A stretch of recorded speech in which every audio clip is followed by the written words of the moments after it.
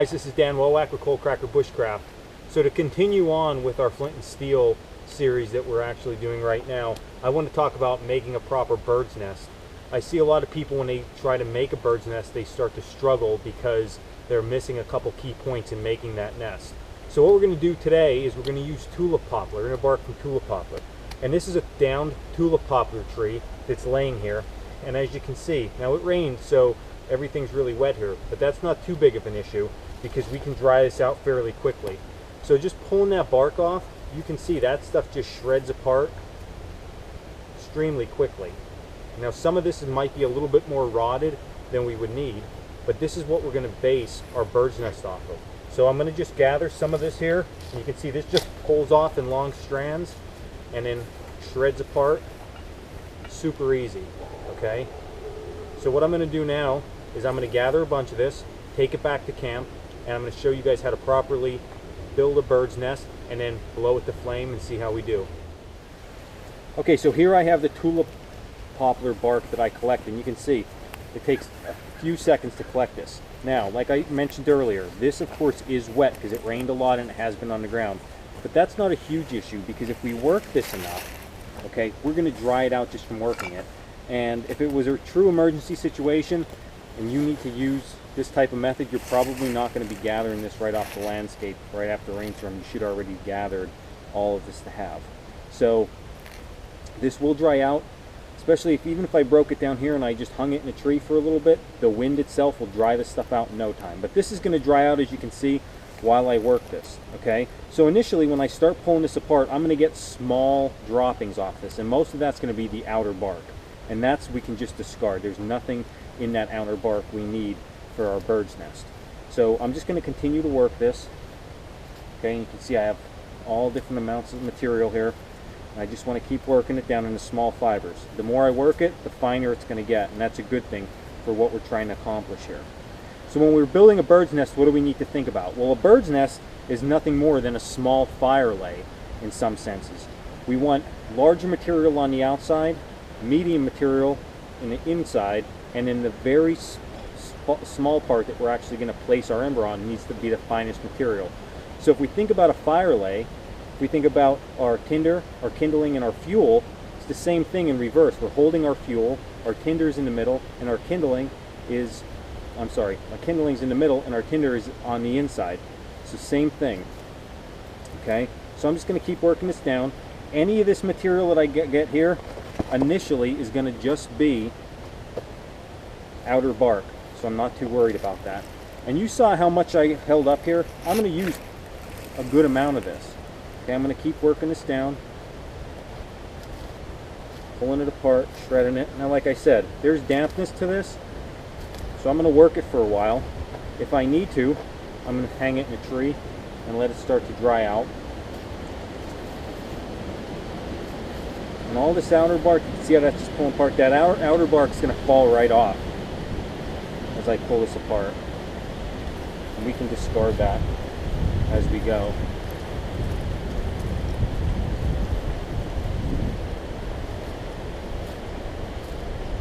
Okay, so I'm just going to keep working at it. See, I have a lot of material there, and it's wet, I'll tell you right now. This is definitely wet.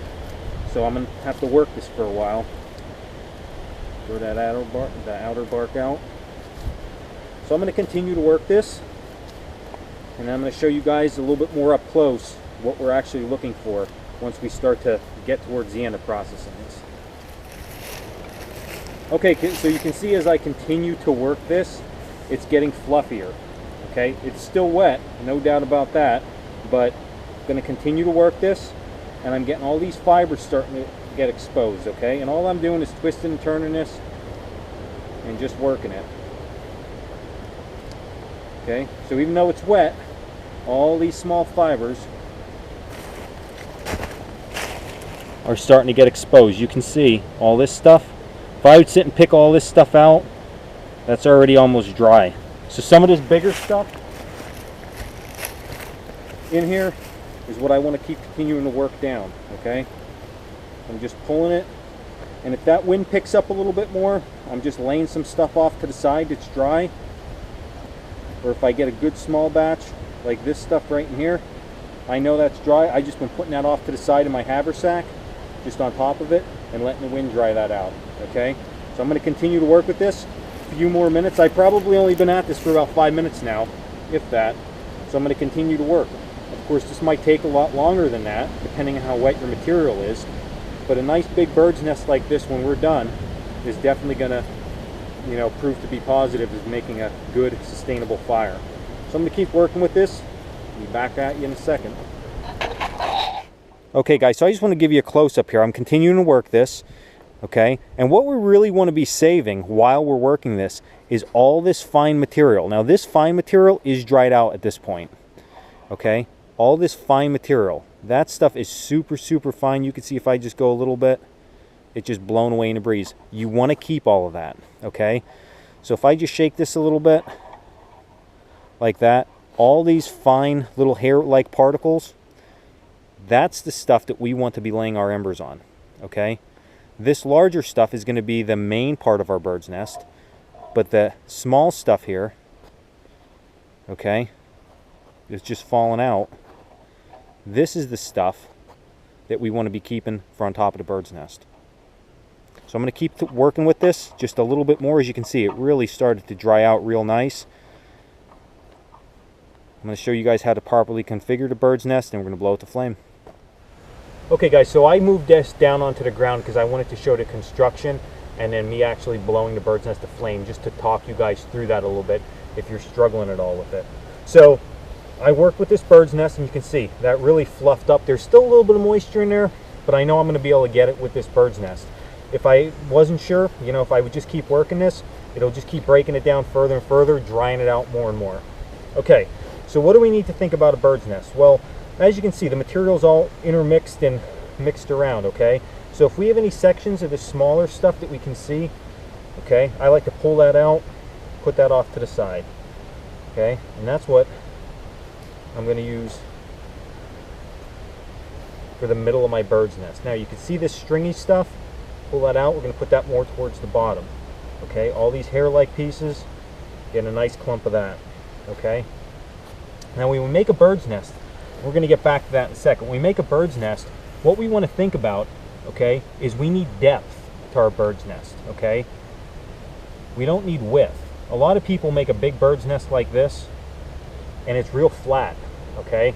What happens is when we place our ember inside, we start to blow, the ember's going to burn into our bird's nest. Ultimately what happens is they burn through. Now we have all this material on the outside we didn't even touch.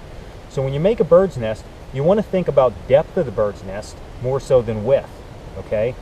Now this amount of material is a good amount to make a good proper bird's nest, okay? So I'm just going to get that, tighten it up. You don't need it extremely squashed, but you need it somewhat tight, okay? And then I'm going to take this material that's a little bit finer than all this and place that on top. And then all this material here, okay, all this fine material that you can see, okay, that's going to go right on top. And that's what we're actually going to place our charred material on. So you can see the size of this bird's nest. It's a pretty good size. We don't need to crush this center in again. We're looking for depth, okay? I mean, depth this way, not width. Okay, so we need enough just to place it on, but we don't need to crush that down inside. As that burns in, we're going to be able to taco our bird's nest, which I'm going to show you shortly. So once I get my bird's nest situated, okay, I have my fine material, medium material, and then my coarser material, as you can see, down here towards the bottom. So let's grab a piece of char cloth, and I'm going to spin around once I get this ignited for you guys, just to show you guys what we're actually looking at when we're blowing this to flame. Close up our tin, and remember, if you watched my last video, if I'm working on this and it seems as if I'm going to lose my ember, you want to put a little bit more char on, okay? Rather than totally burning all your char out. You know, get your fire and then you can make more char.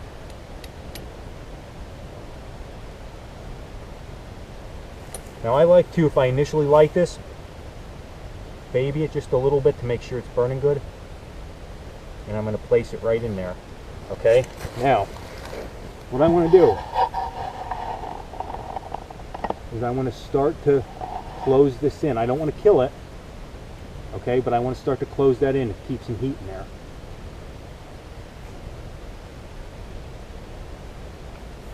Now as I blow, I'm watching for smoke to start to come out the back of this bird's nest, okay? I'm going to blow forward lightly. I'm only blowing that far away, not too close, not too far, okay?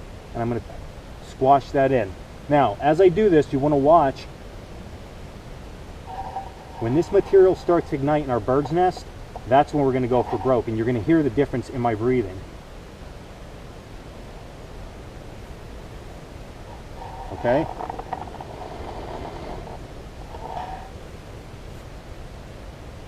And then our bird's nest ignites. Okay? Now one thing I could do, if I would want to, is pull my char. Okay? Squash that out.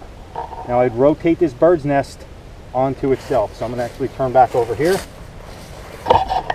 And you can see that that's going to continue to burn. Now, got to get out of the smoke here. That's going to burn for a good amount of time. And there's a reason we want to keep our bird's nest large. We want that to be able to burn in case our materials, okay, are also subpar. So if our fire lay might have some dampness in it, we want this to burn long enough to ignite that material, dry it out and ignite it, okay? Now, my charred cloth, okay, what I can do with that, because I didn't use all of it, just a quick tip, you could take 2 wet leaves, all right, just smother that out,